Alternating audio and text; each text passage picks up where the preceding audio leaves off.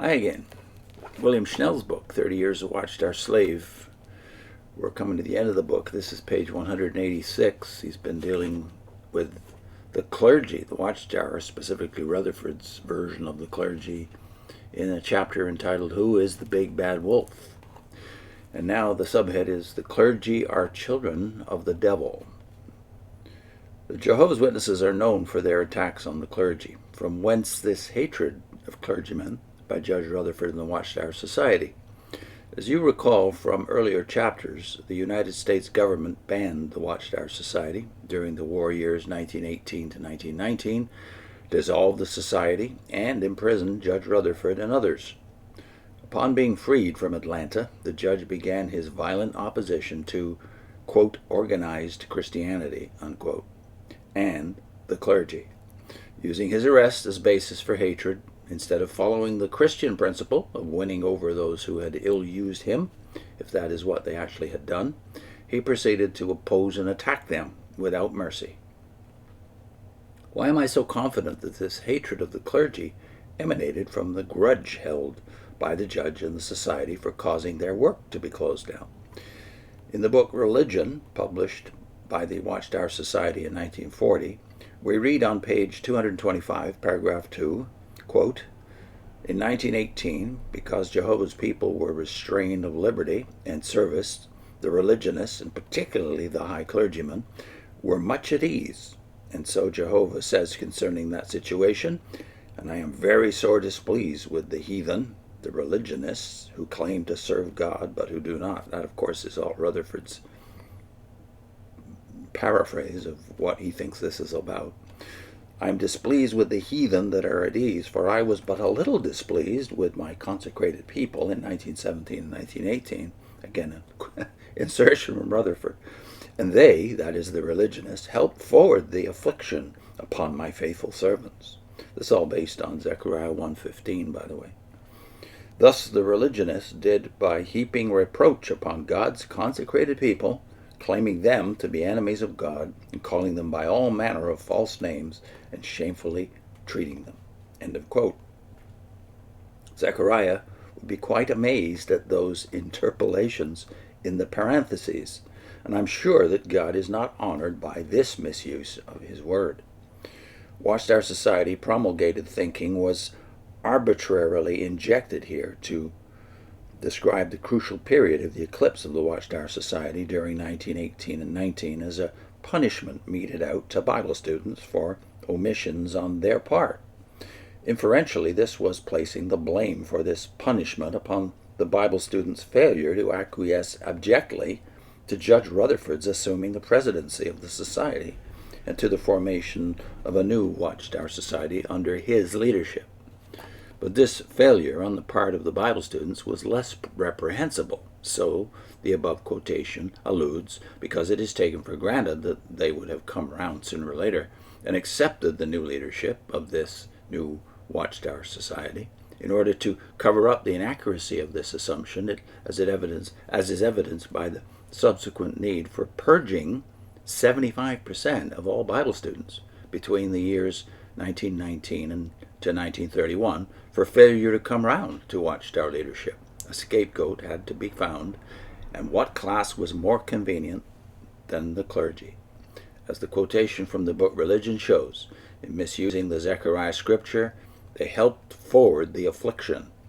In this far-fetched manner, Watchtower thinking was channeled into hatred for the clergy and served as an effective smokescreen over the extended purges of Bible students in the years 1919 to 1931.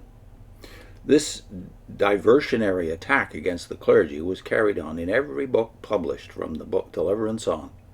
In this particular book, the clergy are labeled allies of the devil. Without any hesitation or qualification, they are accused of being emissaries of Satan and are said to teach and advocate war. In the book Government, published by the Watchtower Society in 1928, the following accusations are leveled at the clergy. They aid profiteers, make sport of true Christians. They prove themselves as children of the devil. All of the references, by the way, are in these paragraphs. I won't bore you with them. I do not wish to weary you by an enumeration of these invectives, insinuations, and accusations, but you should hear a few from the book Prophecy, published by the Watchtower Society in 1929. The clergy are charged with being guilty of blood. They make God a liar.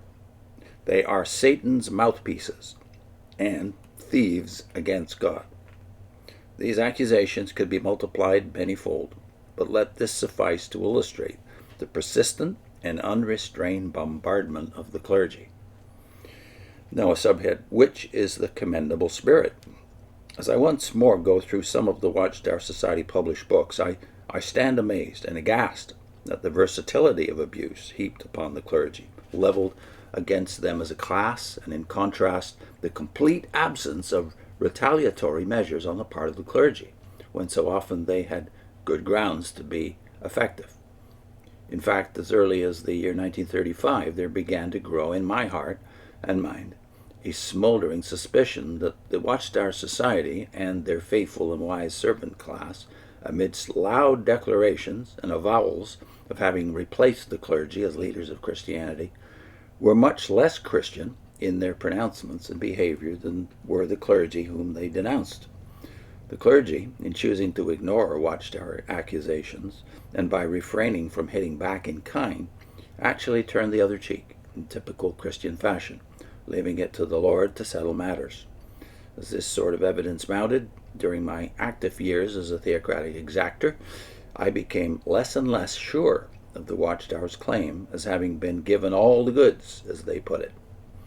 I know that many of my former brethren, as they read the attacks against the clergy, which I will quote from Watchtower books, and as they note the absence of retaliatory measures by the clergy, they too will be amazed at what such a new look will unearth. Such a detached look at the whole situation will quickly free Jehovah's Witnesses from the mass hypnosis of Watchtower thinking and will bring a new evaluation.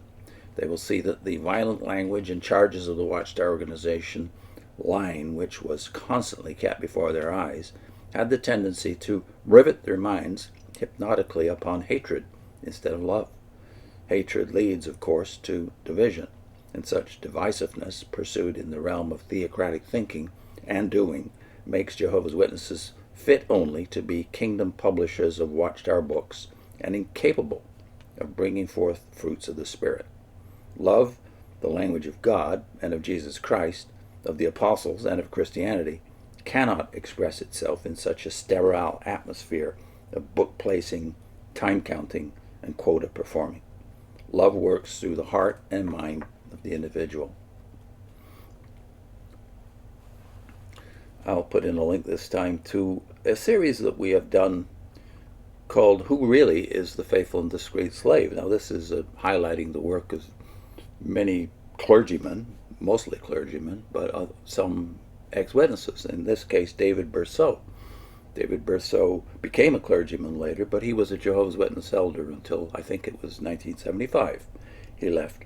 And he is responsible for, among other things, this, a dictionary of early Christian beliefs. So if you can pick this up, it's a very handy tool to show the propaganda of the Watchtower has hidden this from our eyes. What did the early Christians believe? You can see David Berceau has done his homework. So if you can, get a copy of this. It's not that expensive. And it will show the fallacies of much of the Watchtower propaganda against the early church. So we've done a video about David Berceau's work. And by the way, he's available on YouTube too. Who really is the faithful, discreet slave? Next time, human to the rescue. See you soon.